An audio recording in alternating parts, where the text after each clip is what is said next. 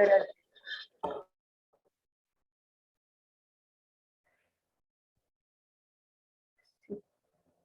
¿Puedes llegar a la primera lámina, Modesto, por favor?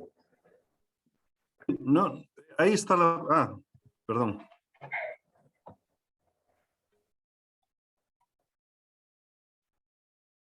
¿Así la ves? Bueno, mi Zoom está muy mal, así que vamos a ver cómo lo hacemos. Mira, bueno, vamos... Emanuel, ¿qué te parece si tú abres el PPT en tu computador y yo te digo en qué lámina estamos? Parte, porque su informe de las nos estamos el grueso material usado Modesto. Muy bien. Entonces, estamos en objetivo. Sí, yo sigo pegada en una, pero está bien. Entonces, en términos de informes de tal cual, ofrecer un análisis de la situación de las clases medias en Chile a la luz de lo que inicialmente con el 18 de octubre del 2019, luego en la pandemia del COVID-19, en la fragilidad de la cohesión social, los resultados que obtuvimos y lo conversamos esta presentación un poco cómo trabajamos, no es tanto pero sí lo más importante. Aquí, como dice ahí, nos hemos comparado los resultados de la sección del informe, de la lección informe sobre malestar y seguridad, como se pueden ver.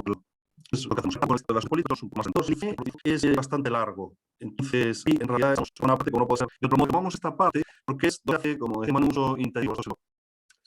De diversas dimensiones de la vida que van de lo socioeconómico, político, institucional, hasta las relaciones sociales e intersubjetivas. Y aquí en cuadro 1, las descritas, es donde ponemos, digamos, de las preguntas, de las baterías, de la información, y bueno, estas digamos, de la meritocracia, algunas relativas al igualitismo, la posibilidad de en la confían aquí, tanto en eso, que después nos han y también una información relativa a la parte que para nosotros es total, digamos, una de las actitudes que el comienzo de la había que empezar la encuesta es longitudinal bastante más, entonces nosotros teníamos que empezar esto por algún lado, y por dónde empezar, por la excepción de maltrato, rabia, miedo, ¿no? Como un núcleo, digamos, duro, actitudinal de la movilización, si uno quiere. Bueno, entonces esto un poco basado en lo que estaba comentada, el malestar social se expresa como insatisfacción con la distribución del bienestar, el ejercicio de poder público o la representación política, también relativo a la desconfianza en las instituciones y las personas, aunque digo, aquí no va a haber un gráfico sobre las personas, después no va a estar en el de análisis de correspondencias. Y bueno, y sentimientos de inseguridad, aunque aquí los sentimientos fundamentalmente, si uno lo quiere expresar en términos del SOC, son más bien relativos a la rabia y el miedo. Bueno, se hizo un análisis de la cuarta ola, que fueron datos recogidos entre fines del 2019, posteriores, si lo entiendo bien, posteriores al 18 de octubre y comienzos del 2020. Fue presencial, a diferencia de la siguiente, ¿no? De la de 2021. Bueno, se realizó un intenso uso de los datos. En realidad hubo una parte exploratoria bastante fuerte. Perdona, ¿hasta qué momento tengo yo? Tengo hasta 9:50, por ejemplo. Tenemos 5 minutos y 10. Ya un minuto de momento. Vale, tengo hasta 10 para hablar. Eso no es tenido para llevarlo. Sí, bien. Perfecto. Como digo, me dejo entender el análisis que hicimos con análisis de variables. Porque estos, bueno, lo vamos a ver, la rabia se refiere a varios aspectos, a las fuerzas. Entonces, y esto se transformó después de estudiar las baterías, se transformó en medidas. Con cada una de las. Bueno, se estudio, habla un poco de esos tipos, ¿no? Tenemos un estudio múltiple de inteligencia que se pasó a análisis de correspondencias. Pero ya digo que a lo mejor los resultados ahora yo creo que ofrecen una estructura muy clara, pero el inicio la verdad es que era bastante poco claro. Bueno, ¿por qué utilizar análisis de correspondencias múltiples como técnica de interrelación? Bueno, aquí se expresa alguna de los usos, que hay un tipo de uso de análisis de correspondencias que tiene que ver con el estudio de los ejes, de la espacialidad, Si los ejes, no sé, en los estudios en los que yo he participado de capital cultural, por ejemplo, que es de lo que más he hecho, hay una gran atención a los ejes. Si los ejes expresan volumen de capital, si se refieren al capital económico, al capital cultural, si encuentras una disociación entre capital económico y cultural, un cisma, como decía Bourdieu, este es un uso que se hace. El uso que nosotros hacemos aquí tiene que ver con estudiar la interrelación entre las categorías de las variables. La verdad que el tema de los ejes no nos importa demasiado. Bueno, aquí lo que vamos a hacer en esta presentación es, por un lado, hablar de algunos hallazgos para que veáis algunas diferencias y sobre todo pensando en términos de clase, particularmente si uno quiere mirar a la clase media, y después ya nos vamos al análisis de correspondencias y las conclusiones. Pero obviamente el informe es muy largo y habría demasiadas tablas. Bueno, respecto al tema de la rabia, que ya dije que, bueno, que estaba en el principio de esta elaboración, rabia y miedo, ¿no? Estos sentimientos que correlacionan de manera muy fuerte. Entonces aquí, si queremos sacar una conclusión, es lo que está escrito ahí: la rabia tiende a ser más elevada en clases más bajas, tiende a ser más elevada, particularmente son muchas veces pequeñas diferencias, pero aquí particularmente en lo que tiene relación con el costo de la vida y el rol de la fuerza de seguridad. No tanto con los otros aspectos, pero ya digo, a veces depende del nivel, es mucha, bastante, al que uno lo tome puede haber más o menos diferencias, ¿no? Aquí se puede ver, por ejemplo, en el rol de la fuerza de seguridad, tomando mucha rabia, pues vemos alguna diferencia que no se expresa entre los ingresos medios y bajos. No, pero bueno, en términos generales se puede decir que la rabia aumenta cuanto más baja la clase social. Sentimiento de miedo es más alto también, el sentimiento de miedo en los sectores más bajos. De nuevo, si lo vemos, el rol de las fuerzas de seguridad, y también hay pero ya veis que varía un poco. Uno puede decir que tiende a, y aquí se refiere más a la desigualdad. Varía un poco, a veces las diferencias no son tan grandes como uno esperaría, pero hay una cierta tendencia que en el acumulado de las diferentes, digamos, de las diferentes dimensiones va dando una idea de lo que esto puede significar de manera agregada. La percepción de maltrato, bueno, hay una alta percepción de maltrato mirad aquí en los pobres. Aquí hay una percepción de maltrato alta. Estos con los colores más, no sé, con salmón o marrones hacia verde o anaranjado hacia verde son maltrato, y estos más, no sé, lila, azul, bien tratados. Como podemos ver, este rosado, digamos, las clases altas son percibidas como muy bien tratadas por todos, pero en los niveles más bajos de ingreso hay una percepción más alta de que son muy bien tratados. Entonces esto, aquí también podemos ver, por ejemplo, en los jóvenes, hay una alta sensación de maltrato, es mayor en los sectores más bajos, bueno, adulto mayor también, etcétera, mujeres también, más alto en los sectores más bajos. Es decir, pero sobre todo el maltrato o la idea de que existe maltrato en la sociedad está muy extendido. Respecto a la confianza en los otros, lo que estábamos comentando, que nosotros utilizamos confianza en las instituciones, no en las personas, pero también aquí lo contemplamos. Nosotros podemos ver que la confianza en las personas es mucho más alta.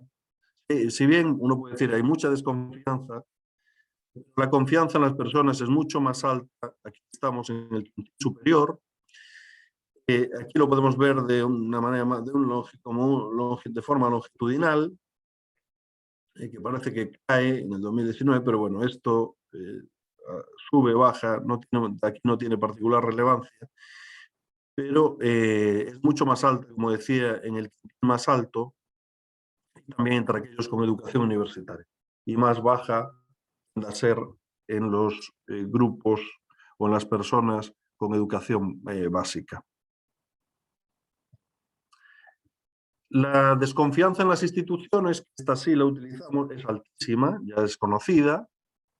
Se salva la institución de bomberos, en buena medida las municipalidades, y ahí se va deteriorando hasta llegar a los partidos políticos, ¿no? La aprobación de los partidos políticos debe estar en un guarismo, debe ser del 2%, 4%, 6%, dependiendo de la encuesta. Aquí podemos ver cómo, además de que hay diferencias sustantivas entre instituciones, los sectores más altos, las personas con ingresos más altos tienden a confiar más en las instituciones, pero uno podría decir hasta ahí no más, ¿no? Como dicen. Entonces, aquí, por ejemplo, en el Poder Judicial hay bastante diferencia, pero en las otras tiende a haber una alta desconfianza por parte de todos. Respecto al cambio constitucional, y de ahí ya vamos avanzando hacia análisis de correspondencias bueno, hacia la última parte, posiciones con respecto al cambio constitucional, también podemos ver que los grupos de ingreso más alto lo apoyan, digamos, en menor medida. Aquí tenemos importancia del cambio constitucional, le da menos importancia. Conforme con la actual Constitución, están mucho más conformes con la Constitución del 80 modificada, ¿no? 2005, que el acuerdo con el cambio de la Constitución es menor. No digo que sea poco, pero es menor.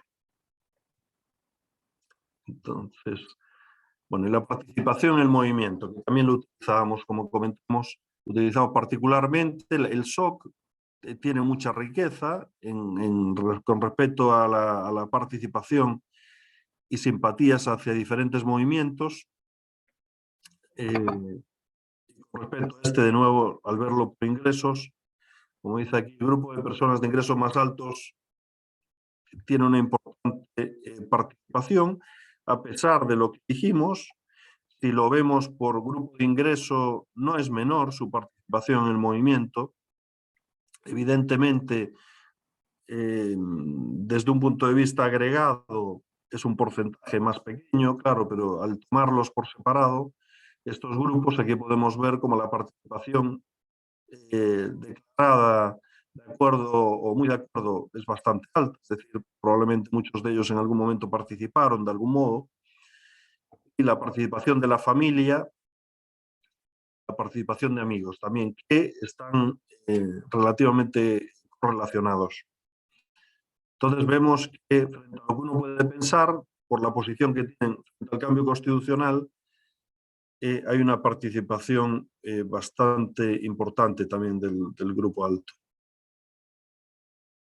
Con respecto al uso de la violencia, ahí sí que ya vamos terminando con esta parte. Igual que ocurría, vamos a decir, con el tema del maltrato, en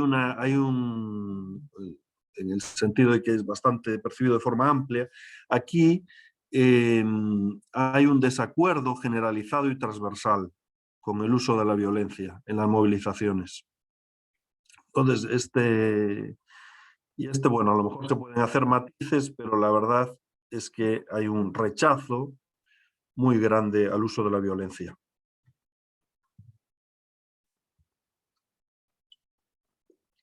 Cuando ponemos todo esto en conjunto, que ya digo que fue mucha artesanía, porque empezó con el análisis de la rabia y el miedo, y de una forma lenta, con la construcción de los diferentes indicadores, y si queremos de forma parcial, viendo si se relacionaban, no se relacionaban, si tenía o no sentido, Después, cuando fuimos introduciendo, ya digo que esto no son variables, son mediciones construidas a partir de batería de preguntas, es decir, aquí hay una cantidad de información muy grande. Después esto no está aquí en el informe, esto después tiene parte de desarrollo que, bueno, pero ahora no voy a mostrar, que también vinculado, se hizo, pero ya no vinculado con este estudio, pero en esta misma línea se siguió haciendo y para un capítulo que nos pidieron, hicimos regresión, una serie de cosas. Bueno, aquí y se agregó más información, pero al agregar más información, lo único que era esta estructura es decir, no cambiaba en absoluto, incluso uno puede decir que se volvía más robusta.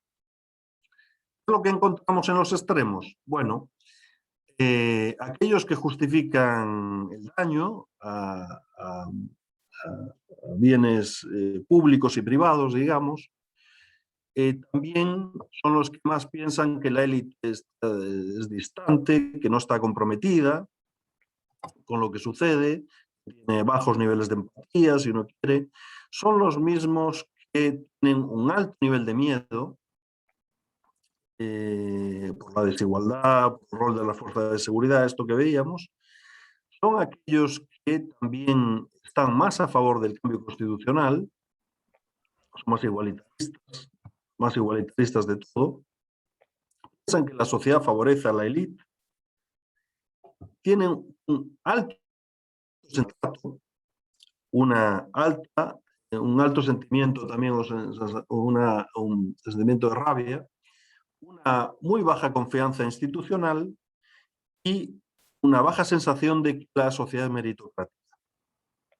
Esto por un lado.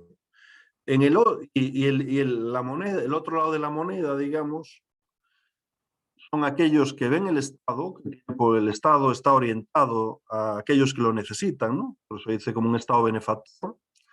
No piensan, son los que menos creen que la sociedad favorezca a las élites, no creen en absoluto que la élite sea distante, tienen una alta confianza en las instituciones, un bajo nivel de miedo,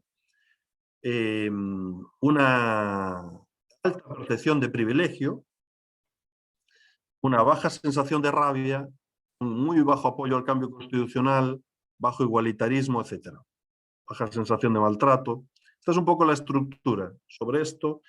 Si nosotros queremos verlo, un par de minutos más o 3 y termino. Si nosotros queremos ver esto, porque a veces la gente dice, bueno, pero esto a lo mejor no son diferencias tan grandes. Y, bueno, aquí si nosotros tomamos el cambio constitucional más frente al cambio constitucional menos, ¿no? Esto que son representativos de los dos extremos y del fenómeno también, a qué ha conducido, ¿no? Este fenómeno de malestar y la movilización.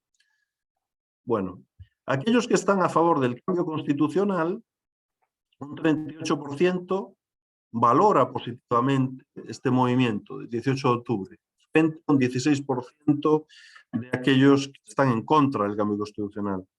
Si vemos la intensidad de la identificación con los movimientos sociales, aquellos que están a favor, 53% tienen una alta identificación frente a un 26%. La intensidad de identificación con el movimiento del 18 de octubre, un 18% versus un 3,3%. La participación en el movimiento, un 15%, los que están a favor, 16%, frente a un 0% del cambio constitucional, los que están en contra. Participación de familiares, un 13%, los que están a favor, un 2,8% los que están en contra. Y participación de amigos, un 20% los que están a favor, 6,1%. Yo creo que son cifras bien elocuentes. Ahora ya, y ya con esto ya voy terminando. Ahora, respecto a la estructura, ¿no? Y esto un par de gráficos para ver la estructura de este espacio. ¿Qué es lo que nos encontramos? Que es un espacio estructurado de forma fortísima por variables políticas. Entonces, esta sensación de miedo, más que por un tema de clase, podemos ver aquellos que están en contra, digamos, para tomar de nuevo el cambio constitucional, bueno, se identifican con la derecha. Aquí Evópoli está a la derecha, es el que más está a la derecha. Evópoli, esta renovación de la derecha. Aquí está la UDI, La DC está bien a la derecha, los pobres van a quedar en una coalición de derechas, como sigan así. La DC, RN, el PPD, el PRD, etc. ¿Quiénes están más a la izquierda? El Partido Humanista, el Partido Comunista, que es que se identifican con la izquierda, el Partido Socialista, y bueno, y Revolución Democrática, que está, hay convergencia social y eso no tiene, esto perdón que lo digas, es como un invento, porque no tiene casi presencia, y menos en en la encuesta, ¿no? Es muy fuertemente estructurado por variables políticas. Al hacerle la regresión, también sale muy fuertemente estructurado. Si queréis que os diga por el análisis, después que esto como continuó por otro lado. Y después, en términos de deciles, de niveles de ingreso, tenemos que, claro, los que están más en contra tienden a tener ingresos más altos aquí. Pero no es muy ordenado el espacio. Aquí, por ejemplo, tenemos el decil 1, aquí el decil 7, el 2, el 4, aquí el decil 9. Perdón, En perdón, realidad no Modesto. está. Sí, Sí, tenemos que cerrar como para dar paso a la vale, otra. ¿Te puedo muy pedir bien. que vayas cerrando, por favor? Sí, sí, sí. Y estoy cerrando ya, ¿eh?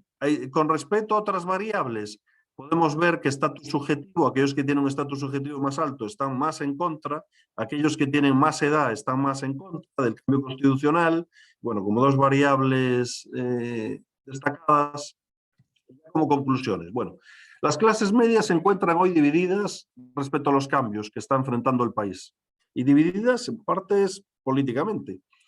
Bueno, el ingreso como variable lineal, te digo, no es suficiente, ¿no? Para entender esta estructura. Desde luego no es perfecto. La edad y el estatus subjetivo parecen afectar y tener cierta relevancia. Bueno, la identidad política, la modalidad de identificación partidista y también identificación en el espectro ideológico emerge como un factor clave para entender tanto la manifestación de malestar como la propensión a la participación en las movilizaciones. Bueno, y muchas gracias. Muchas gracias, Modesto y Emanuel, por su presentación. Damos paso ahora a la presentación de Carolina Segovia, explorando las bases políticas sociales y sociales de la polarización afectiva en Chile. Carolina, tienes 25 minutos, no sé si prefieres que vaya diciendo cuántos minutos te quedan por chat o a viva voz. Yo prefiero que me interrumpas porque el chat a uno se le pierde cuando está Sí, presentando, a ya, mí por lo menos. ya. Te Gracias. voy a indicar cuando te quedan 5 y 3 minutos. Perfecto, gracias. Bueno, 5 y 2 minutos. Súper. Perdón. Ya, entonces, hola a todos y todas, muchas gracias por esta oportunidad. Yo creo que es interesante lo que hemos visto estos días y yo que estoy llegando hace poquito al COES, eh, es interesante ver todo lo que se ha hecho. En esta oportunidad lo que yo les voy a mostrar es un trabajo que está recién comenzando, de hecho les voy a mostrar solamente resultados descriptivos, nada muy avanzado todavía, porque quiero que los podamos conversar, y que están asociados a un mini COES que estamos trabajando con Matías Barksted y Luis Maldonado, sobre polarización afectiva para el plebiscito de salida de la nueva Constitución que se va a realizar el próximo 4 de septiembre.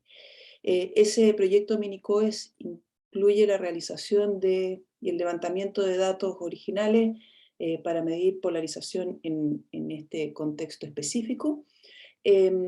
Pero también queríamos poder hacer una revisión respecto de lo que hay en la encuesta ELSOC en estos temas, de forma tal vez poder generar mayor sustento empírico a las eventuales conclusiones que podamos sacar de esos estudios, ¿sí? Entonces, ese es un poco el contexto en el que se ubica este trabajo.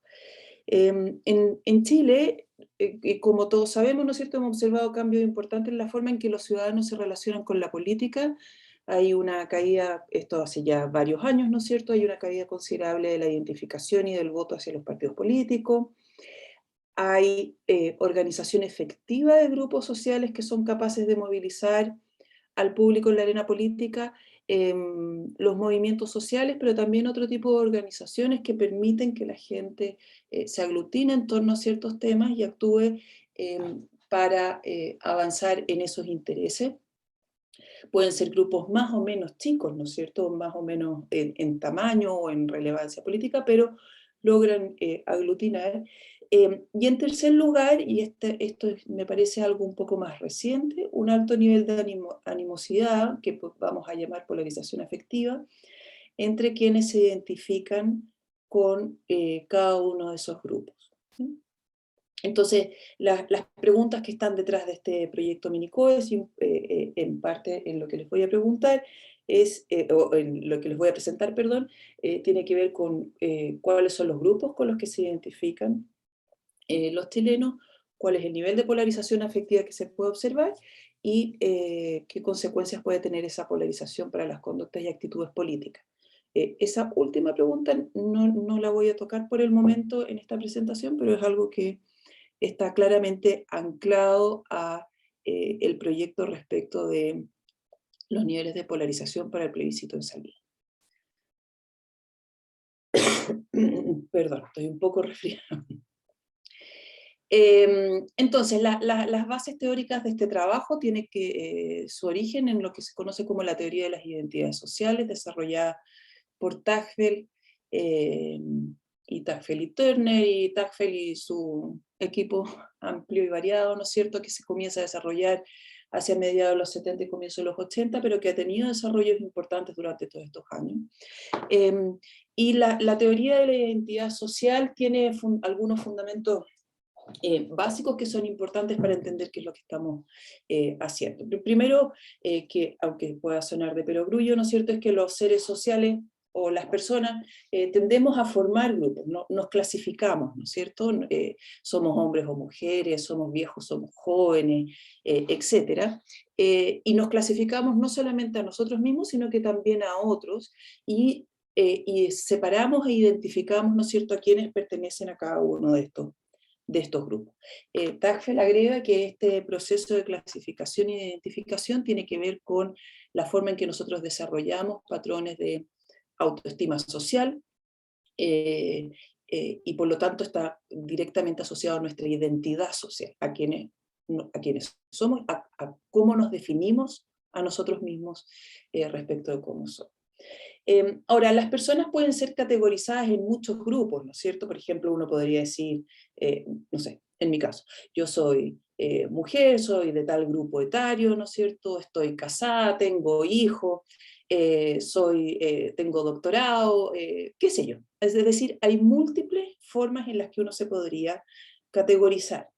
Y por lo tanto, lo importante aquí es considerar o señalar de que lo que es más relevante no es tanto esa pertenencia a estos distintos grupos, sino que la forma y el nivel con el que uno se identifica con esos grupos, ¿ya? O el nivel de apego que nosotros generamos con esos grupos.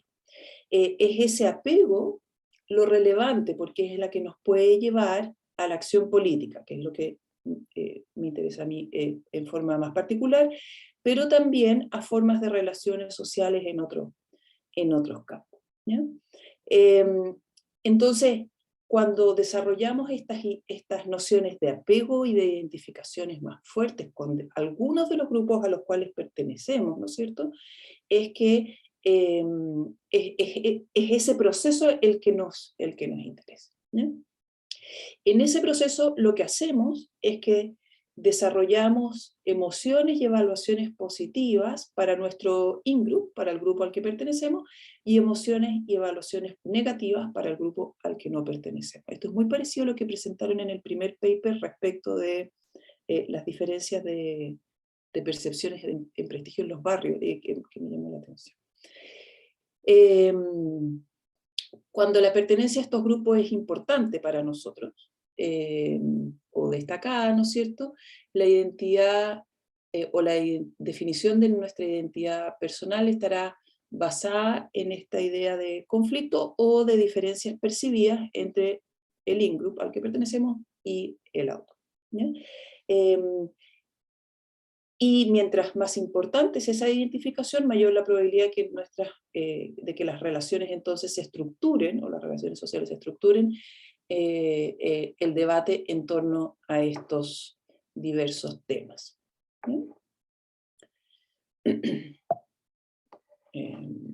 Perdón, se me perdió aquí. Ya.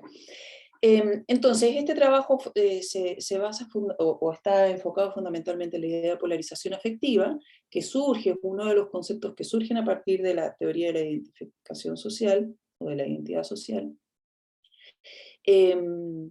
La polarización afectiva ha sido definida como el nivel de animosidad observado entre los partidos políticos. Este es un concepto que surge fundamentalmente asociado a cómo se desarrolla la relación entre los partidarios de distintos partidos, por redundancia.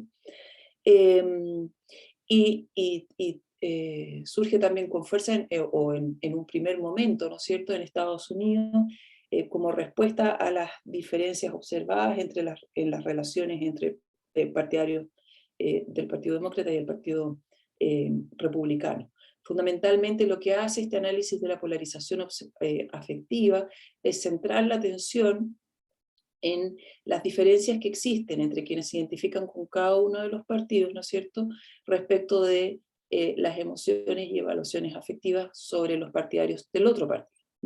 Y lo que tiende a ocurrir es que los partidarios de un partido consideran a los otros como no confiables, egoístas, que les provocan rabia o miedo, por ejemplo, y que al mismo tiempo desarrollan opiniones y emociones positivas hacia los miembros del partido al que pertenecen.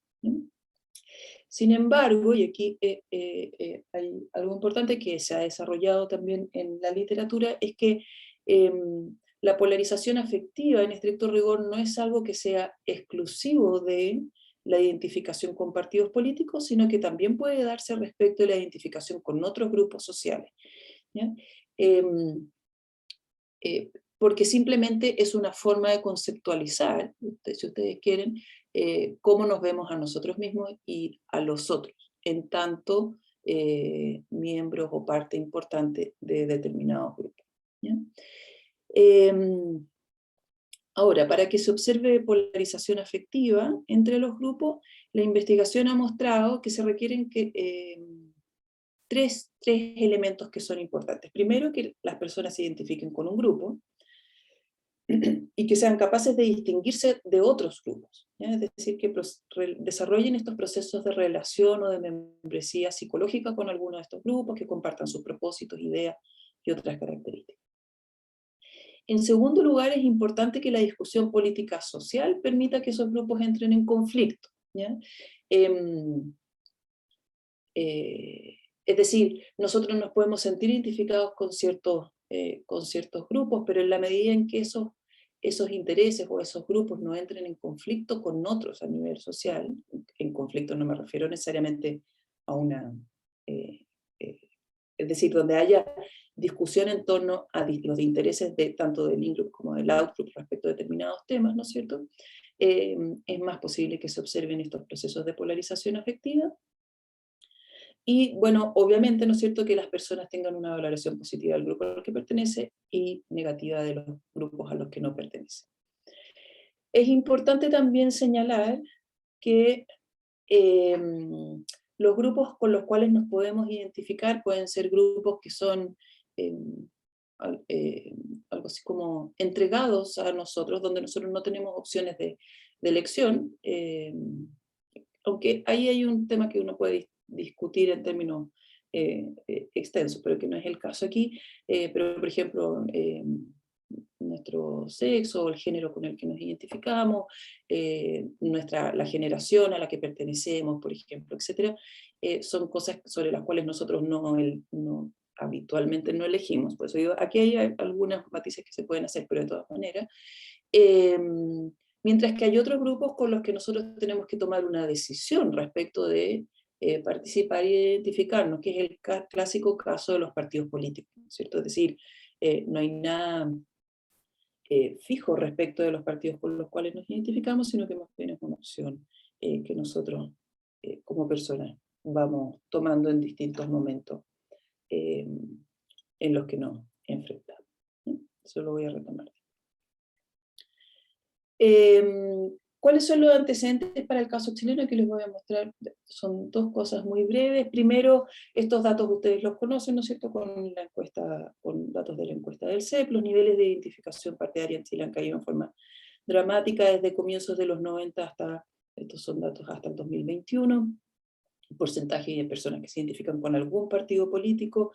Esto ha sido bien estudiado también por Matías, que anda por ahí. Hay dos cosas que son interesantes, me parece aquí. Primero, que es la tendencia constante, ¿no es cierto?, a la caída en los niveles de identificación, es decir, se pierden y se pierden personas que se identifican con algún partido con el paso de los tiempos, y estas pequeñas pics que se observan, o alzas temporales que se observan, están bien asociados a los periodos electorales, que es interesante en el sentido de que las elecciones son capaces de movilizar a una mayor cantidad de personas. Pero en general, ¿no es cierto?, la tendencia es clara a una caída que va desde cerca del 80% de personas que se identificaban con algún partido a comienzos de los 90, con un quinto de la población, incluso menos, que lo hace hoy en día, ¿no? Estos datos son importantes si pensamos la polarización afectiva desde el punto de vista de los partidos políticos como grupo a considerar, porque la pregunta es si es posible que nosotros generemos altos niveles de polarización con estos niveles tan bajos de identificación partidaria, ¿no es cierto? Incluso si aquí se observaran altos niveles de polarización, lo que veríamos en realidad es que esto afecta a un porcentaje de la población bastante menor, ¿ya? Y por lo tanto, por eso es importante tenerlo en mente. Lo que se observa para el caso chileno, en cambio, es lo que está aquí en el gráfico a mano derecha. Esto también son datos analizados con, o resultados de los análisis de las encuestas del CEP para un paper que tengo en evaluación, que lo que hace es calcular dos medidas de polarización afectiva hacia partidos políticos. En particular, para el caso de Chile, lo que se observa aquí es en general niveles relativamente estables en los temas de polarización afectiva, pero que si uno analiza esto con más cuidado, lo que se observa en general es mayores niveles de polarización hacia comienzos de los 90, lo cual es totalmente comprensible, ¿no es cierto?, dado el escenario político que estábamos viviendo, el término de la dictadura, el inicio de los nuevos gobiernos democráticos, y todo lo que aquello significó, ¿no es cierto?, pero también mayores niveles de polarización afectiva hacia el 2021. Estas dos medidas de polarización afectiva que están aquí, lo que hacen es que se construyen o se elaboran con los datos para todas las personas, ya sea que se identifiquen o no se identifiquen con un partido político, porque lo hacen respecto, en el caso de la línea morada, que es la medida de dispersión, que es asociado a cómo evalúo cada uno de los partidos respecto del promedio de los partidos, y en la línea verde es cómo evalúo cada uno de los partidos respecto al partido que más me gusta, ¿ya? No con el que me identifico, porque si no tendríamos una reducción de los N en forma importante, pero sí con el que más me gusta, que puede ser un proxy para esta idea de identificación. Entonces, en este contexto, lo que yo estoy empezando a trabajar tiene que ver con niveles de polarización que uno puede observar en Chile, a partir de los datos de la encuesta de ELSO, ¿ya? En este caso en particular vamos a usar dos tipos de grupos que pueden ser relevantes para la organización del conflicto político en Chile. La identificación partidaria, ¿no es cierto?, y la identificación con clases sociales. Es interesante estos dos grupos, porque las clases sociales de alguna forma, aunque la identificación es subjetiva, ¿no es cierto?, pero de alguna forma está asociada a un nivel de ingreso, en la forma en que las personas contestan, ¿no es cierto?, y por lo tanto de alguna forma se puede entender como que fuera una pertenencia a un grupo que es más bien de tipo adscrito, mientras que la identificación partidaria, como decíamos antes, es de total elección, ¿no es cierto?, de las personas. Para la identificación partidaria o política vamos a usar la pregunta de autoubicación en la escala izquierda-derecha, que es la que permite un análisis de mayor cantidad de encuestados, a diferencia de la pregunta de identificación partidaria, donde los números son, es muy grande el número que no se identifica, y que para el tipo de preguntas y el tipo de análisis que vamos a hacer nos limitaría en forma importante. Ya les voy a contar. Y para la identificación con clase, la pregunta de identificación con clase social subjetiva, ¿no? Que está en la encuesta. Para la evaluación de los grupos, que es lo que nosotros necesitamos, ¿no es cierto? Es decir, saber si, cómo se evalúan cada uno de estos grupos, vamos a usar dos cosas distintas. Para la polarización respecto de partidos políticos, vamos a usar unas preguntas que están en la encuesta del 2016 y 2018, que dice, podría decirme en términos generales, cuánto confía en cada uno de los siguientes grupos políticos y minorías sociales. La batería es larga, aquí vamos a usar solamente los niveles de confianza hacia los militantes de la UDI y del Partido Comunista, y vamos a agregar algo sobre la democracia cristiana también, pero fundamentalmente militantes de la UDI y del Partido Comunista. Y para la evaluación de las clases sociales, vamos a hacer esta pregunta que dice, en general, ¿cuán positiva o negativa es su visión acerca de las personas de clase social alta o baja?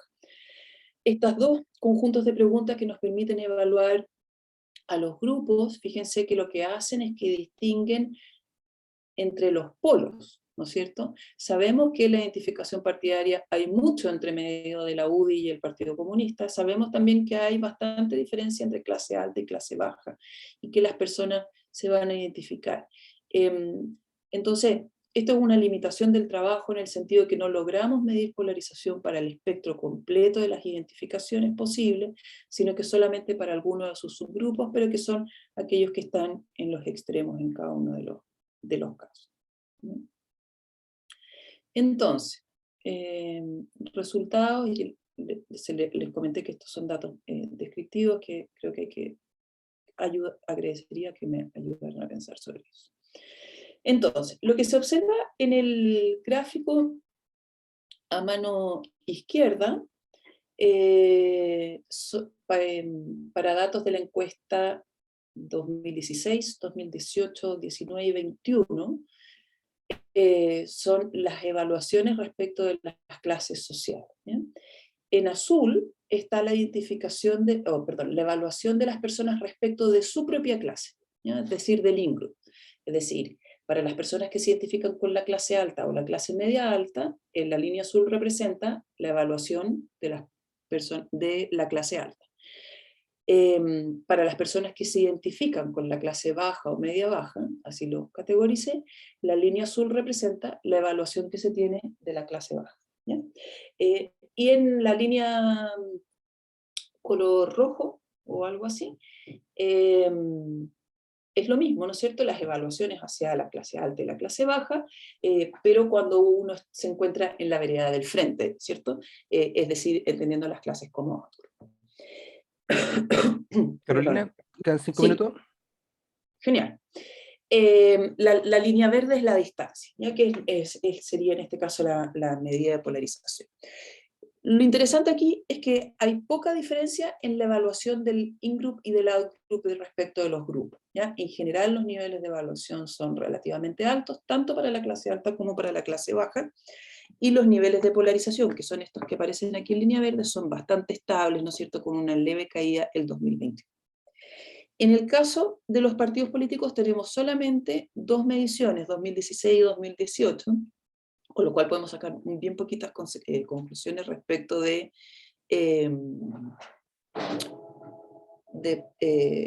tendencias, ¿no es cierto? Pero lo que observamos aquí es mayores distancias respecto de las evaluaciones que hacemos del in-group y del out-group, y con una línea fundamentalmente plana, ¿no es cierto?, respecto de esa distancia. Es decir, con un mayor nivel de polarización, pero sin cambios en el tiempo, al menos en estas dos mediciones. ¿Qué es lo que está detrás de esto? Respecto de los afectos hacia las clases sociales, ¿no es cierto? Lo que observamos en general es lo siguiente: los afectos hacia las clases bajas son más altos que los afectos hacia las clases altas, ¿sí? Y la diferencia, dependiendo de cuál es el grupo con el que nos identificábamos, es muy pequeña, ¿ya? Hay una caída, sí, importante en los niveles de afecto hacia la clase baja el 2021. Respecto de las clases altas, lo que observamos es una diferencia importante para las primeras dos mediciones de los afectos hacia la clase alta y hacia la clase, hacia la clase alta, ya sea que uno esté en el in-group o en el out-group, ¿no es cierto?, con una caída importante en los afectos hacia este grupo, pero con una caída importante que se observa tanto en el in-group como en el out-group, es decir, disminuyen las evaluaciones positivas que la clase alta hace de sí misma, y disminuyen también las evaluaciones positivas que las personas que pertenecen a la clase baja realizan, ¿ya? Eliminando la diferencia entre esos dos grupos, ¿ya? Respecto de la confianza en los partidos políticos, de nuevo no podemos sacar en realidad casi nada de conclusiones respecto de tendencias, pero sí observamos diferencias importantes, igual que lo anterior, ¿no es cierto?, respecto de cómo la UDI, la Democracia Cristiana y el Partido Comunista son evaluados por personas que son parte del in-group o parte del out-group, ¿ya? Con brechas relevantes, más importantes en los partidos que están en los extremos, que es algo que uno podría esperar, ¿no es cierto?, tanto en la UDI como en el Partido Comunista, y en la DC, en cambio, con diferencias menores, aunque todas estas son diferencias, para cada uno de los años son diferencias estadísticamente significativas. Entonces, en general lo que muestran los datos de la encuesta ELSOC son bajos niveles de polarización afectiva, tanto entre clases sociales como partidos políticos, ¿ya? Entre las clases, lo que se observa es que los afectos hacia la clase baja son mayores que los afectos hacia la clase alta, ¿cierto?, en todos los grupos, con independencia del grupo con el que nos identifiquemos. Y eso es particularmente cierto en los afectos que se observan hacia la clase baja. En el caso de los afectos hacia la clase alta, ¿no es cierto?, las diferencias entre in-group y out-group son estadísticamente significativas en 2016 y 2018, para después equipararse en las dos últimas mediciones, eliminándose entonces cualquier nivel de polarización respecto de cómo se evalúan a las clases altas. Pero en 2019 y 2021 esas diferencias desaparecen, probablemente asociado, ¿no es cierto?, al proceso político que se vive hacia finales del 2019, donde la evaluación de la clase alta cae mucho, particularmente en los sectores bajos, ¿no es cierto?, lo que lleva a la desaparición de las diferencias que se observan en la evaluación de este grupo, ¿sí? Respecto a la polarización con partidos políticos, hay diferencias importantes entre los afectos hacia in-group y out-group, pero no observamos cambios. Ahora, de nuevo, con 2 puntos de medición es muy difícil, ¿sí? Entonces, no mucho que contar por estos lados, digamos, ese es fundamentalmente la conclusión. Sí es interesante, sí, sin embargo, contrastan con los datos que uno puede observar cuando hace análisis con una mayor línea de tiempo, que es lo que les había mostrado brevemente respecto a los datos del CEP. Que obviamente eso es algo que se va a ir resolviendo con el paso del tiempo, ¿no es cierto?, en el caso de la encuesta del SOC. Pero también hay algunos problemas con las preguntas, problemas en el sentido del interés para el análisis, con las preguntas incluidas y con la frecuencia en que han sido incluidas particularmente, ¿no es cierto? Porque necesitamos no solamente preguntas, por ejemplo, para hacer una medición más precisa, no solamente de identificación, sino que tal vez también, sobre todo para la clase, por ejemplo, con el nivel de compromiso que existe en esa identificación,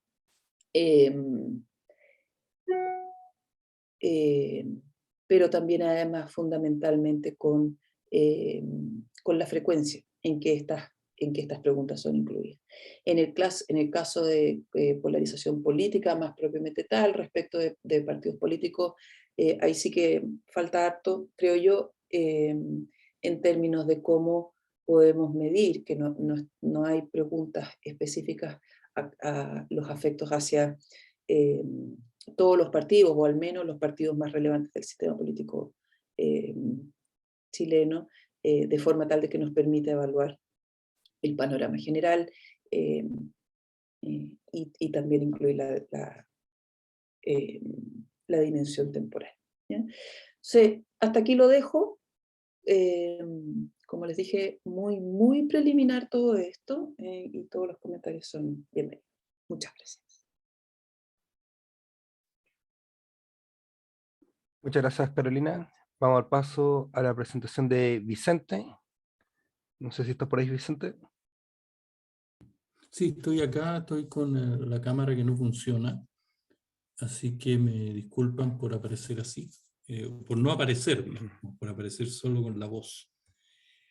Y además sería muy enredado tratar de conectar el celular, no, así que prefiero hacerlo así.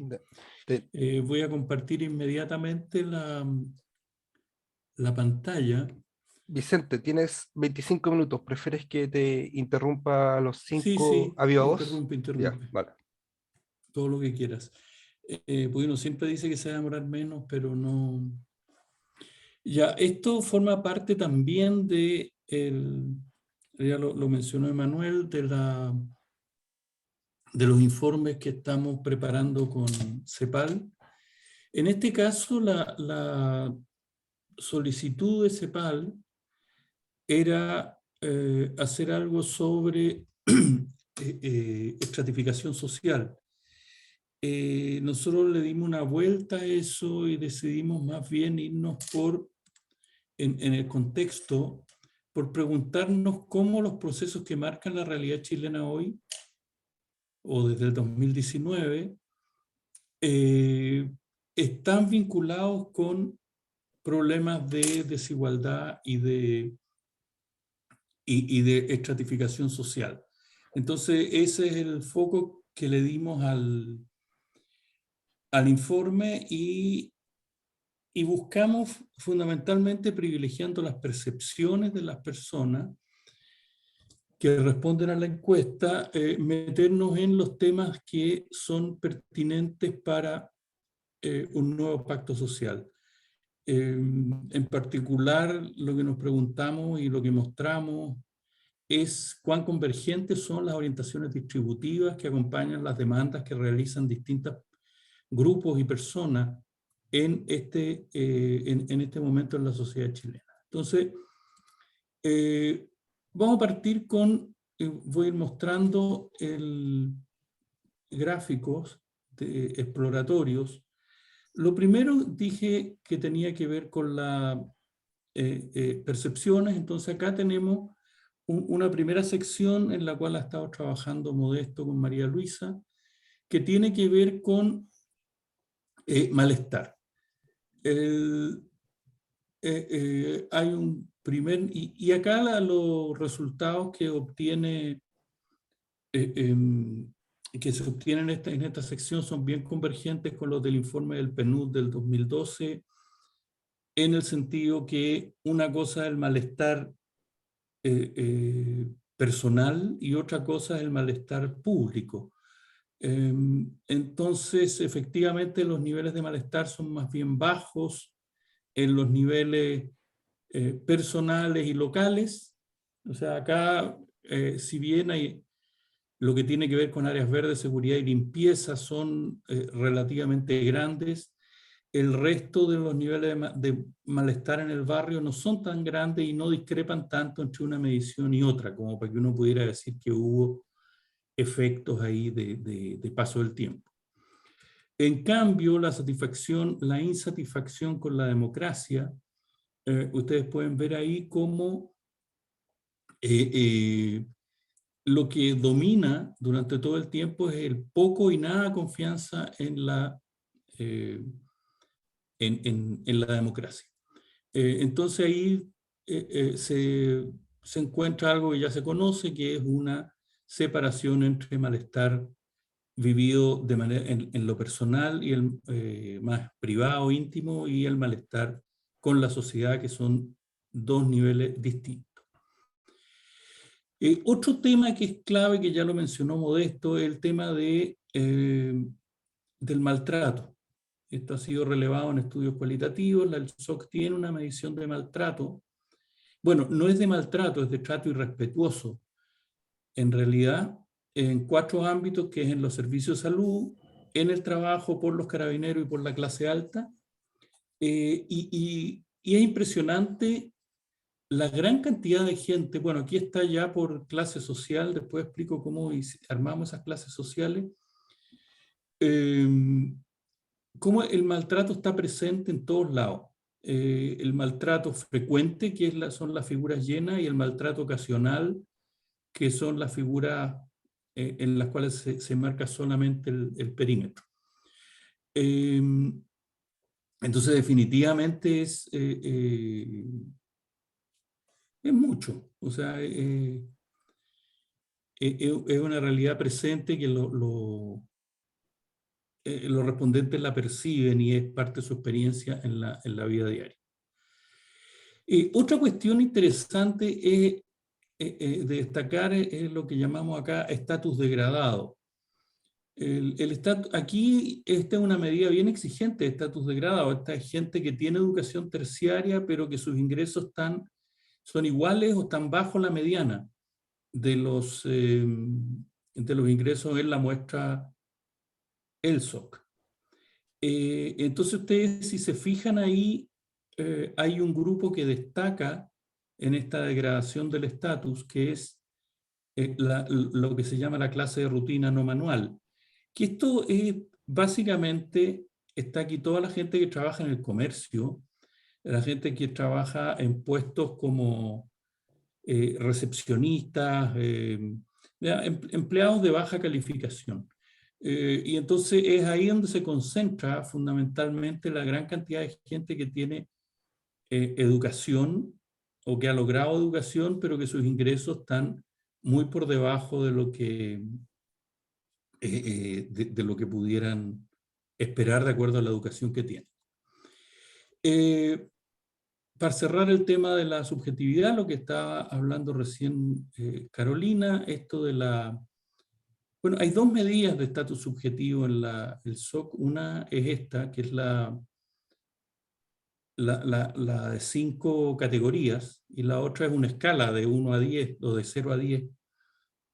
Aquí está la escala de 5 categorías, y es bien interesante porque muestra que en las clases hay, es más o menos consistente con una visión del estatus.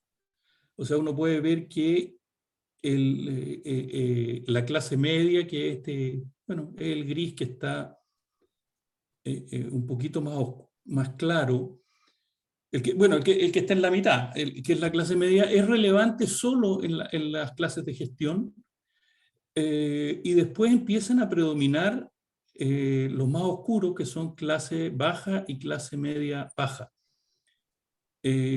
Si quieren, después les cuento por qué en gestión media aparece clase baja, pero básicamente lo que quiero mostrar aquí, o lo que se ve, es que la clase está asociada también con el estatus. La clase también tiene un tema con la informalidad. Esto en realidad no es sector informal, son trabajadores desregulados. O sea, aquí están todos los trabajadores en las distintas clases que no cuentan con contrato laboral, o que, si son cuenta propia, no emiten boleta ni factura. Entonces ahí claramente uno ve que, ve 2 cosas. Ve una, que hay trabajadores desregulados en todas las clases, pero que están particularmente concentrados en los pequeños empresarios y los trabajadores por cuenta propia. Otra realidad de las clases sociales. También está asociado la clase con los niveles educacionales. Aquí están los respondentes que tienen más que enseñanza media, o sea, que tienen educación terciaria de algún tipo, y la clase a la cual pertenecen. Entonces uno ve ahí, qué sé yo, en las clases de gestión, alrededor del 85% tiene más que enseñanza media, y después uno empieza a ver cómo la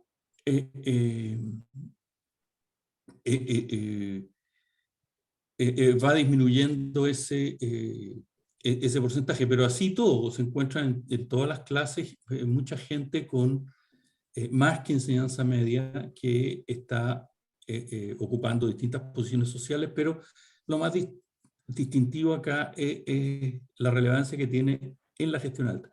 Y yo aprovecho esto para decir algo que es lo siguiente, porque en los modelos que usamos, la clase social no aparece significativa. Sin embargo, yo creo que todo lo que hemos mencionado acá, esto de que esté asociado con la educación, bueno, está además asociado con la educación de los padres, pero no lo puse para no enredar más la historia, el que esté asociado también con el estatus, hace que todo esto sean experiencias de clase.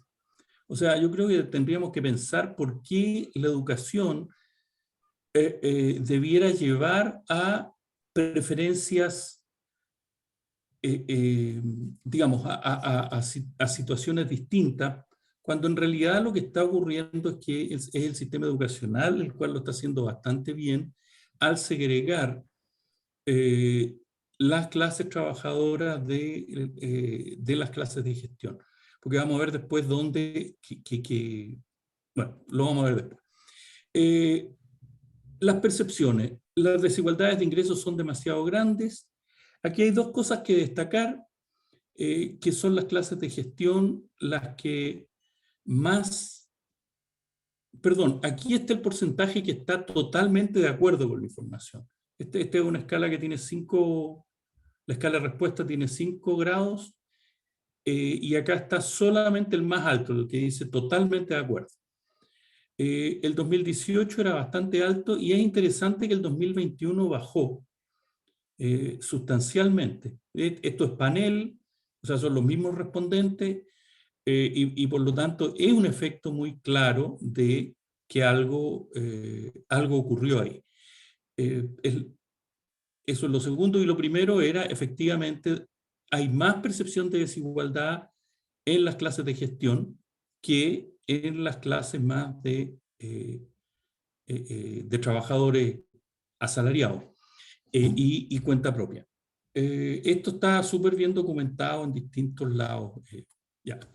Brechas de desigualdad. Aquí usamos unos datos que están en la ELSOC, que son de cuánto cree usted que debiera ganar un gerente, y cuánto cree usted que, perdón, cuánto cree usted que gana un gerente, y cuánto cree usted que debiera ganar un gerente. Y lo mismo respecto a un obrero. ¿Cuánto cree usted que gana un obrero y cuánto cree usted que debiera ganar un obrero?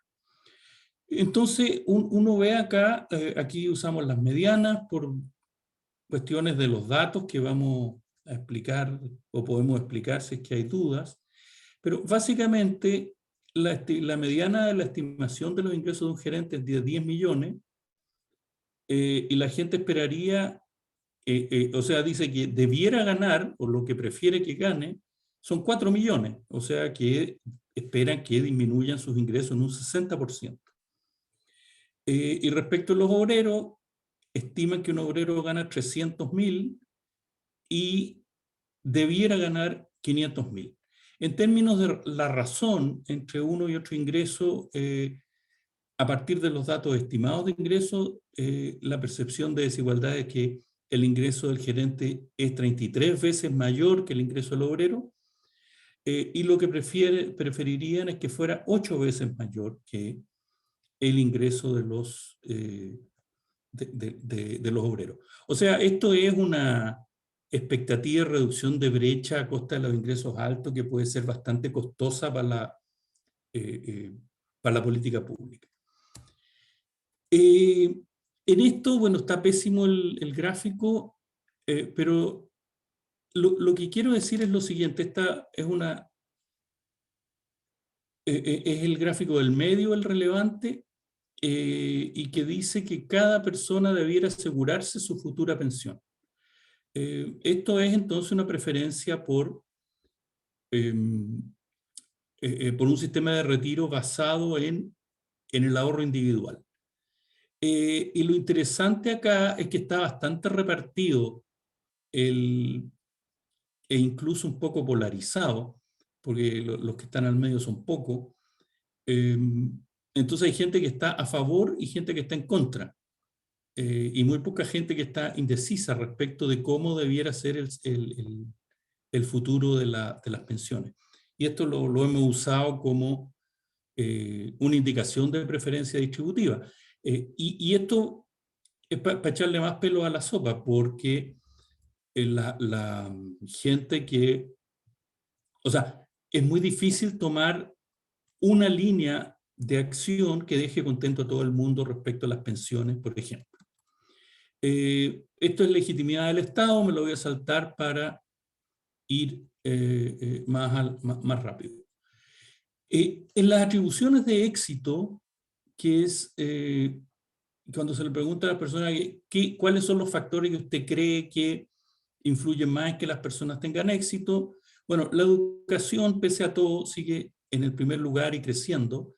Y hay dos tendencias que son interesantes. Una, se aprecia una disminución en los respondentes respecto a la valoración que le dan al esfuerzo. O sea, uno ve desde el 2017 empieza a disminuir el valor que tiene el esfuerzo, y por lo tanto uno pudiera decir que esta idea de igualdad de oportunidades pierde terreno, y en cambio empieza a ganar, desde la misma medición del 2017, las personas que dicen que el éxito depende del origen social de las personas, o sea, de cuál es su familia de origen. Y de hecho en la última medición alcanza. Entonces aquí hay una tendencia que es bien interesante y más que interesante es explicativa. Después vamos a poder ver que estos dos elementos permiten entender mucho cuáles son las preferencias distributivas de las personas. Esto de igualdad de oportunidades y justicia social, todo el mundo está de acuerdo que Chile no es una sociedad donde todo el mundo tenga oportunidades, pero están divididos respecto de si acaso las reglas del juego son justas. O sea, si las personas son recompensadas de acuerdo al esfuerzo o son recompensadas por su inteligencia y habilidad. Y en los dos casos está muy dividido el resultado. Si bien hay mucha gente que está de acuerdo, también hay mucha gente que está en desacuerdo con que las personas sean recompensadas por esfuerzo o por inteligencia. Pero lo que quiero destacar es que como la mitad de la gente cree que estas son reglas del juego justas. Entonces hicimos algún ejercicio con lo anterior para, bueno, hay unos modelos de regresión Probit para desigualdad y preferencias distributivas con sus controles demográficos y explicación por valoración de las reglas del juego. Si quieren ver los números se los puedo mostrar, pero está en un formato muy chiquitito, entonces yo creo que no se va a ver bien en las pantallas, así que hice un cuadro resumen, que es este de acá. Entonces, pusimos tres variables dependientes, que una es la legitimidad del sistema político, el segundo es el totalmente de acuerdo con que las desigualdades de ingresos son muy grandes, y lo tercero es el desacuerdo con que el nivel de la calidad de los servicios debiera depender de los ingresos. Esos son los que están en desacuerdo. Entonces, podemos ver que respecto de la legitimidad, y en esto me voy a detener bien poco, los efectos positivos tienen que ver con los ingresos, dije aquí, perdón, aquí debiera decir quintil, faltó el quintil 3, ya aquí hay un enredo.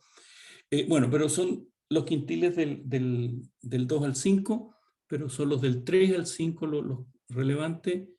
Es la edad, también tiene un efecto positivo, la educación terciaria, la participación laboral negativo, esto que la habilidad y la inteligencia son recompensadas tiene un efecto positivo, el origen social pesa en el éxito económico, es negativo, la posición de izquierda es negativo y también hay un efecto significativo de cambio entre olas de legitimidad, bueno, donde de ola en ola va bajando y por lo tanto esto es algo que habría que modelar de manera más adecuada para tomar efecto de del paso del tiempo.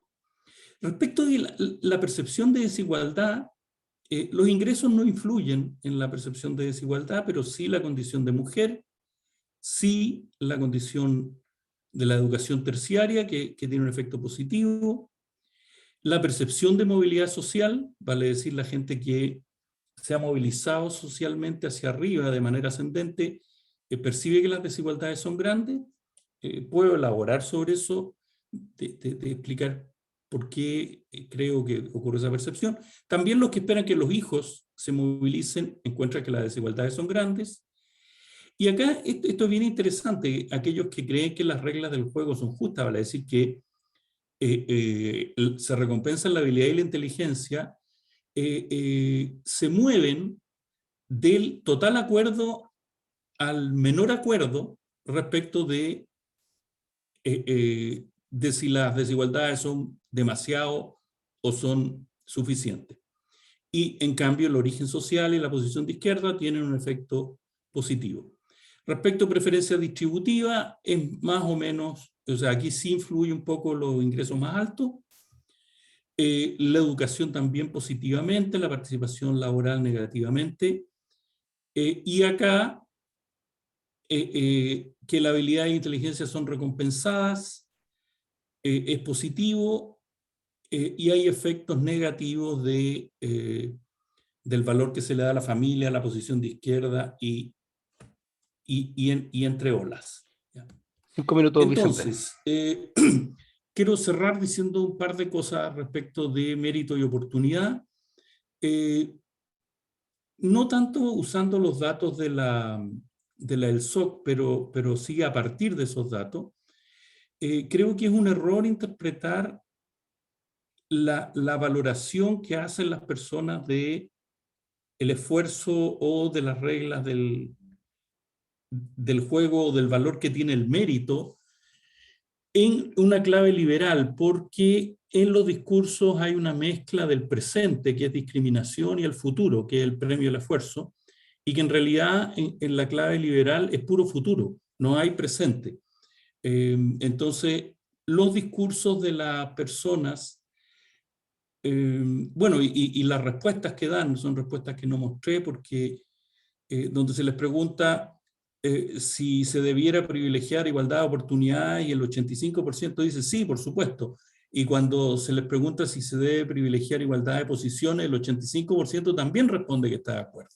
Entonces, lo que quiero decir ahí es que si bien la gente puede usar el lenguaje de igualdad de oportunidades, no todos asumen las consecuencias que tiene la desigualdad de oportunidades en términos de, la igualdad de oportunidades en términos de desigualdad. Segundo, el esfuerzo. Esto sí es de estudios cualitativos. En realidad, la visión del esfuerzo no es la que se hace en la lógica liberal, vale decir, en términos productivos, sino que la persona ven el esfuerzo asociado a el logro de educación superior. Vale decir, el haber hecho el esfuerzo de lograr educación superior es suficiente como para demostrar que la persona se ha esforzado. Y después, bueno, discriminación no me voy a extender demasiado porque para decir que sí, el maltrato y el menoscabo están muy presentes, y también como marcadores de clase. Y respecto a la necesidad, esto también es interesante porque las personas no miran tanto cuánto ganan los otros, sino que cuánto necesitan ellos. Entonces, lo que ocurre es que eso se opone un poco de nuevo a la idea liberal de que lo que se tiene que recompensar es la productividad. en este caso lo que están diciendo, lo que se tiene que recompensar es la necesidad. Y la necesidad acompañada del esfuerzo. ¿Ah? Porque tampoco si alguien no se esfuerza y necesita, no lo merece. Bueno, pero entonces hay todo un tema aquí de la interpretación del mérito y las oportunidades que va a estar desarrollada, pero hay una dispersión ideológica porque hay gente que valora las reglas del juego y hay otros que creen que el juego está arreglado. Y eso pone un escenario de pacto social o de decisiones de política pública que son muy complicadas porque las orientaciones apuntan en diversas direcciones. Entonces, cualquier cosa que se haga en pensiones, en redistribución de ingresos, en mercado laboral, va a dejar solo una parte contenta y la otra parte no. Y yo creo que es muy difícil armar políticas que tengan componentes de ambos, pero por alguna razón yo no estoy dedicado a eso y probablemente porque no tengo suficiente imaginación para hacerlo.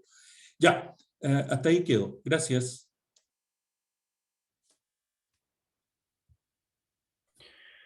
Muchas gracias, Vicente, por la presentación. Tenemos 15 minutos de comentarios y consultas.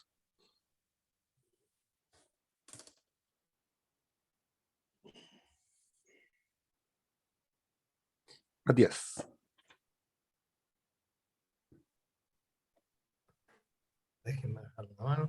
Bueno, ¿cómo están? Muchas gracias por las presentaciones, muy informativas y motivantes, ¿no? Y tengo varias preguntas, comentarios. Creo que la presentación que hizo Modesto y la Carolina tienen como líneas comunes que son muy interesantes. Y la de Vicente, pero un poquito menos relacionado, que también conecta, pero un poquito menos explícitamente. Pero me parece que voy a como plantearlo como hipótesis, para ver qué opinan ustedes al respecto. Pero uno podría decir que no es que no haya malestar social, no nos vayamos a los extremos, pero el malestar es fundamentalmente político. Cuando detrás de las correlaciones bajas de malestar que mostrábamos esto e ingreso, uno dice quizás no, ahí no está. O los patrones que mostraba Carolina como de antagonismo de clase, que si lo había tiende a reducirse, ¿no es cierto? Pero donde uno sí ve, por ejemplo, en los gráficos de Modesto, donde hay mayor correlación, es con posicionamiento político, ¿no es cierto?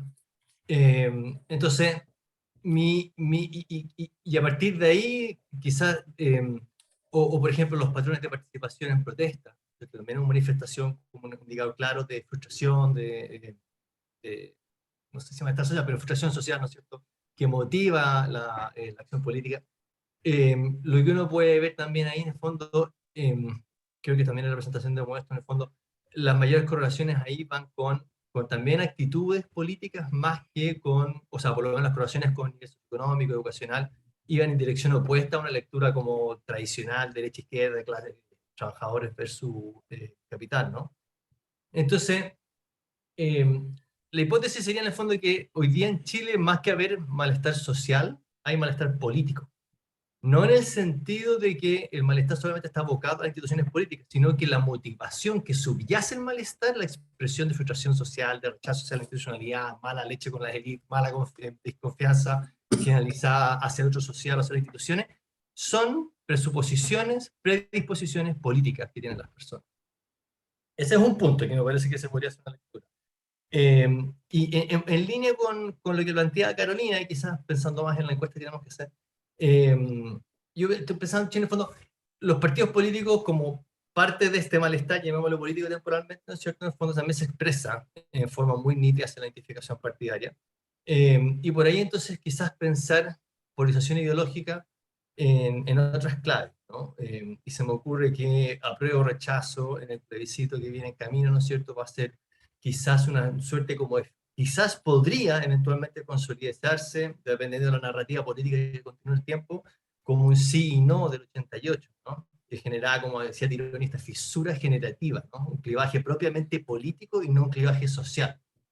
Hoy también estoy pensando que izquierda-derecha, a pesar de que no todas las personas se identifican con la escala izquierda-derecha, es bastante continuado en el tiempo, el alineamiento ideológico chileno mapea bien en el fondo es una cosa de la izquierda versus la derecha, y ahí y el centro que hay tratando como de identificarse con algo, de definirse de alguna forma, ¿no? También estoy pensando en mapuche chileno, que es un tema que eventualmente podría tensionarse dependiendo nuevamente de cómo fluye la narrativa política en el tiempo, de las consecuencias que no sabemos que va a tener una eventual nueva constitución. Y ahí también podría generarse una cierta polaridad social que se traduzca, pero que nuevamente, pero que es política, ¿no? Eso. Y un comentario, un par de preguntas, Carolina, ¿cómo fue que me dieron el set polarización afectiva? No caché los ítems que usaste, pero está súper interesante porque claramente una serie de tiempo de esa extensión con polarización efectiva podría generar mucho interés. Y para el grupo y para la presentación de Gabriel, y cuenten un pequeño comentario medio odioso, pero de corte metodológico, pero bueno, para eso está esta instancia. No resulta conveniente mezclar modelos de efectos fijos con variables dependientes rezagadas, porque eso induce correlación entre los errores y la variable de rezagada. La variable de rezagada es IT menos 1 menos el promedio de I. Y el error es el error IT menos el promedio del error. Y el promedio del error y el promedio de I están correlacionados entre sí. Tienen correlación entre variables dependientes y el error. Perdón, entre variables independientes y el error. Entonces, lo que se hace en esos casos normalmente son lo que se llaman los modelos lineales dinámicos. De hecho, una mirada estaba muy bien documentada. Y es un paso malo. Con el error. Eso es así. Carolina, tenía la mano levantada antes de pasar a la respuesta.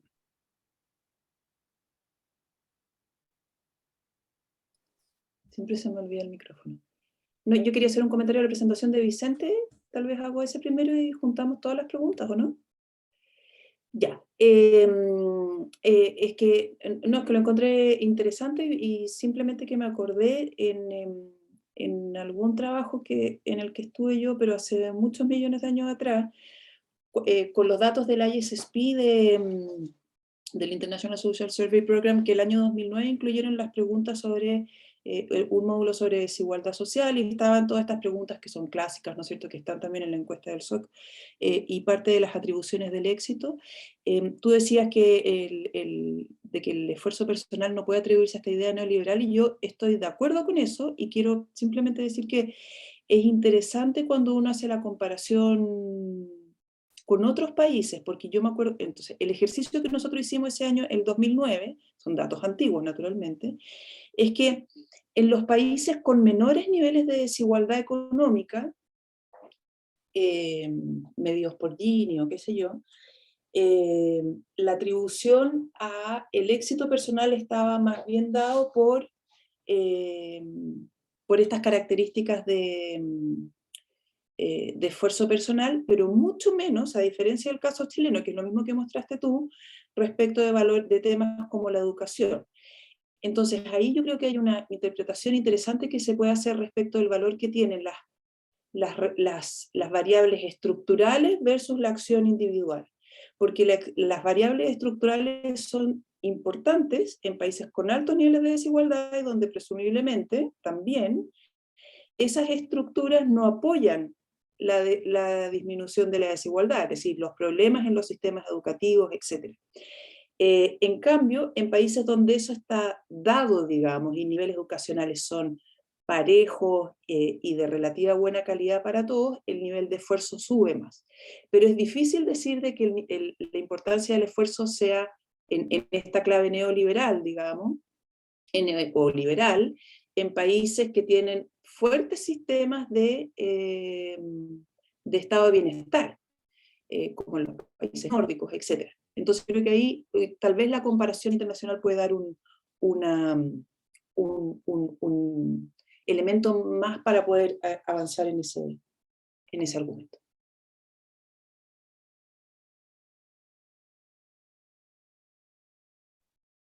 Damos paso a las respuestas.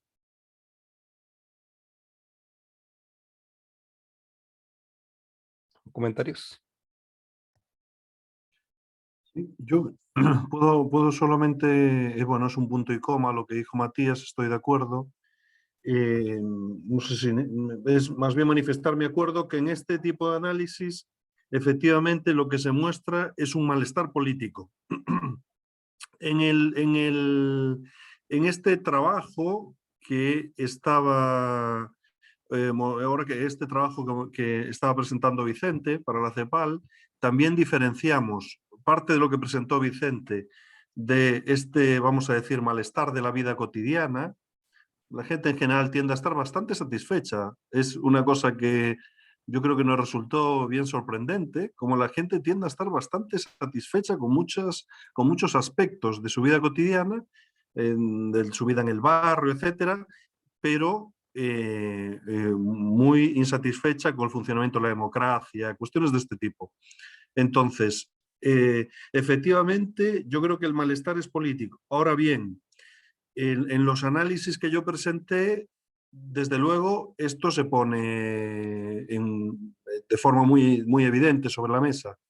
En los modelos con un indicador de malestar, un indicador lineal que generamos para este otro informe, ahí sí que aparecen los niveles de ingreso, aparecen como relevantes, el estatus subjetivo, se va un poco más por esta línea más que uno podría decir de análisis de clase, más relacionado al malestar. Yo no me detuve a hacer la comparación de los matices en cada uno de ellos, pero bueno, solamente para aclarar este punto, ¿eh? Muchas gracias por los comentarios. Sigo yo. Sí, yo estoy de acuerdo, Matías, el malestar es político. Sin embargo, si uno piensa en la forma en que se ha estructurado el debate en torno al movimiento social del 2019, el componente de, no sé si es clase propiamente tal, pero el componente económico es central para esa movilización. No son 30 pesos, son 30 años, ¿no es cierto? Todo el tema de la movilización de grupos como No Más AFP, etcétera, llevan a una serie de demandas que están asociadas al aspecto económico. Entonces, por eso, en parte el análisis que presenté que tenía que ver con clase, en el fondo en el supuesto de que esto pudiera representar también una diferencia en esa línea, que no lo es, y está bien, digamos, pero no es el resultado que esperaba, pero sí el contexto de discusión ha estado también muy centrado en esas diferencias. Entonces yo creo que hay que ver, tal vez lo que nosotros necesitamos es repensar cómo estamos interpretando, ¿no es cierto?, el estallido social y de qué se trata esto, ¿ya? O sea, de efectivamente cuáles son las bases que están detrás y qué significa que sea, en términos prácticos, ¿no es cierto?, qué significa en que el malestar sea más propiamente político que económico. Yo creo que ahí hay harto que avanzar. Sí, para la encuesta que tenemos que hacer y que estoy terriblemente atrasada, lo sé. Claro, la idea era que pudiéramos medir polarización respecto a apruebo y rechazo, en parte porque un poco como en la lógica del plebiscito, ¿no es cierto?, del sí y el no, en el sentido de que pueda estructurar opiniones acciones políticas, ¿no es cierto? Yo creo que eso es lo central, se ha observado también en otras partes que eso funciona. El tema indígena también, y bueno, yo obviamente izquierda-derecha. En el tema indígena yo iba a incluir aquí los resultados porque en esa pregunta de confianza hacia grupos también se pregunta por confianza hacia los mapuches. Entonces pensé en incluirlo, pero tenía un problema con exactamente cómo identificar a los grupos, porque parte del problema con la identificación de origen étnico en Chile es que los grupos son muy distintos y no se quieren necesariamente mucho entre sí. Entonces, juntar, por ejemplo, a todos los que se identifican con grupos indígenas no es necesariamente algo muy razonable. O sea, digamos, no sé, aymaras, quechuas y mapuches y qué sé yo, cahuéscar. No es necesariamente muy recomendable, pero si tomamos solo a la gente que se identifica con el pueblo mapuche, queda con una muestra demasiado pequeña y todo el resto al otro lado, entonces es más difícil la estimación. Pero hay que verlo, claramente es un tema que yo creo que es interesante poder ir abordando. Medidas de polarización en el CEP, lo que yo hice fue usar porque las medidas de polarización afectiva para los estudios que se hacen en Estados Unidos habitualmente usan estas preguntas tipo termómetro, ¿no es cierto?, que van del 0 al 100, tú las conoces bien, que evalúan partidos, candidatos, grupos sociales, distintas cosas. Para la polarización afectiva entre partidos se usan esos termómetros para los partidos, el republicano y el demócrata. Pero también se puede hacer con la evaluación que se hace de figuras políticas relevantes para cada uno de los partidos, y de hecho también hay medidas y hay publicaciones en esa línea. Entonces lo que yo hice fue tomar las evaluaciones que hay en la encuesta del CEP de personajes políticos, que es tal vez la única pregunta que se repite en forma constante en todas y cada una de las encuestas del CEP. Tengo que decir que cuando yo estaba en el CEP la quería sacar, menos mal que no. Pero que permite entonces tener claro, la pregunta no es sobre el partido, pero sí sobre figuras relevantes de los partidos. Entonces lo que hice fue tomar todas esas preguntas, clasificar a cada una de estas figuras al partido en el que pertenecen en el momento en que se hace la encuesta. Solamente eliminé algunos casos de personajes que tenían que ver con gente que se había cambiado de partido, entonces era menos claro qué es lo que si la gente tenía esa información respecto de cambios, no sé, cosas de ese estilo. Y eso permite evaluar la evaluación de 9 partidos en una forma más o menos permanente en el tiempo. ¿Ya? Hay algunos partidos que no tiene sentido porque son de muy corta data, qué sé yo. Entonces uno agrupa todo eso y permite la evaluación de los partidos. Así lo hice. Eso es.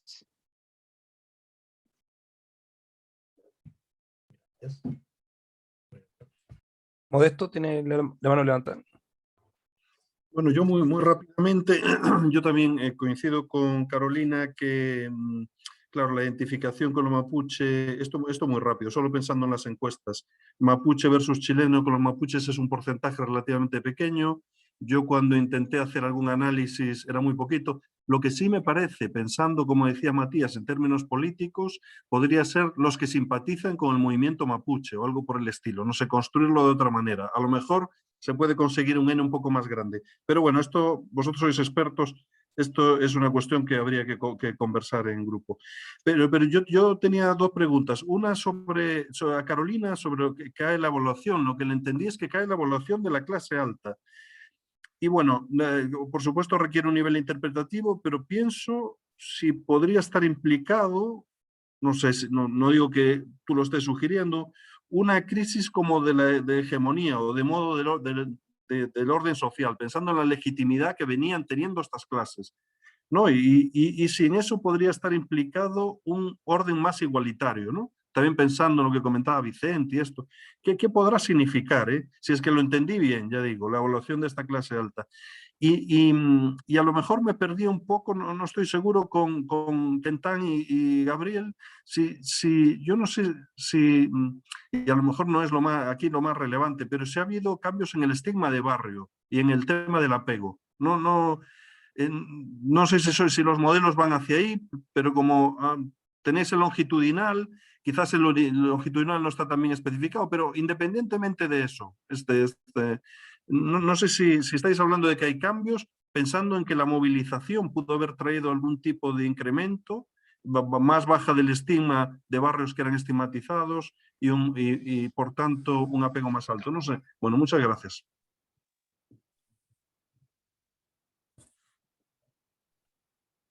Sí, yo quería dar gracias a Carolina por el comentario bien útil. Voy a mirar más el dato de la ISSP. No sé si en 2019 usaron de nuevo esa pregunta. No sé, hay que revisarlas. Están, pero no han liberado todavía para todos los países. Pero para Chile está, sí. Sí. Sí.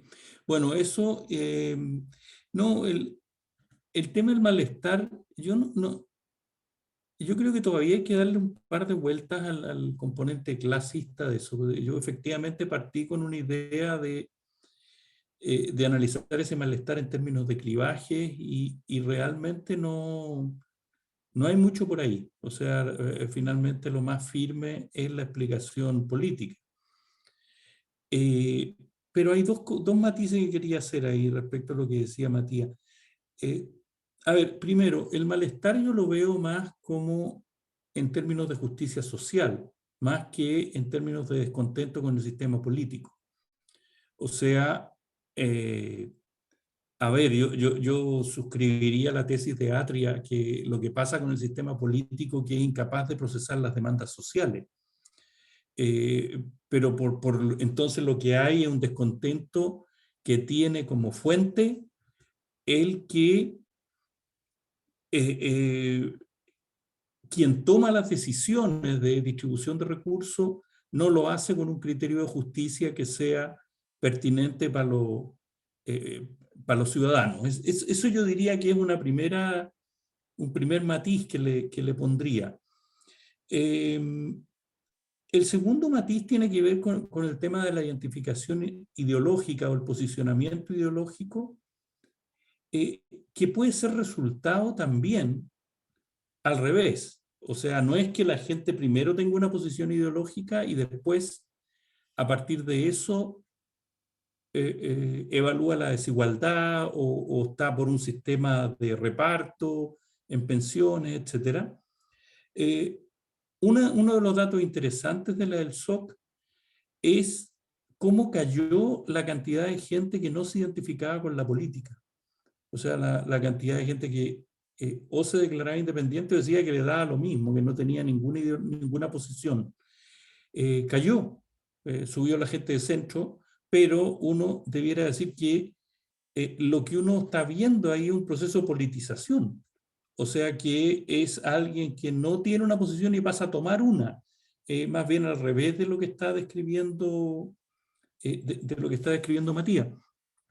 Y después lo otro, que yo resalté harto estas preguntas sobre la recompensa de la habilidad y la recompensa del esfuerzo, porque son efectivamente los dos argumentos que se usan respecto al malestar. O sea, la formulación original del malestar es esa, que las recompensas sociales no van de acuerdo con el esfuerzo de las personas. Y eso es lo que está ahí. Y lo interesante de esas dos preguntas es que tienen mucha dispersión, al contrario de otras, al contrario de la percepción de desigualdad, al contrario de en las cuales tuvimos que hacer milagros para encontrarles varianza. O sea, la percepción de desigualdad, 85% está de acuerdo en que acuerdo y totalmente de acuerdo, o sea, quedamos con el totalmente de acuerdo, lo cual hace complicada la interpretación, pero bueno, así. La pregunta sobre si quien tiene más plata debiera tener mejor atención de salud, también 85% en desacuerdo. Entonces, en cambio, esas otras preguntas son re interesantes por eso, porque tienen mucha variación, no hay que hacer ninguna cosa rara para encontrarles Bueno, pero eso diría yo. Y finalmente, sobre la experiencia de clase, creo que hay que darle más vuelta, porque para mí esto que la educación esté presente en todo, pero que la educación está tan correlacionada con la clase, da como para pensar la educación como una experiencia de clase, o sea, porque no es el... Ya, bueno, ahí lo dejo.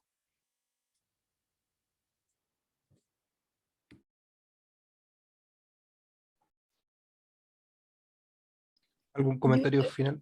Sí. Simplemente para contestarle a Modesto, a propósito de la caída en la clase baja, yo creo que eso está directamente asociado porque la encuesta del 2019 se hizo en pleno estallido social, o posterior, digamos, pero muy inmediato.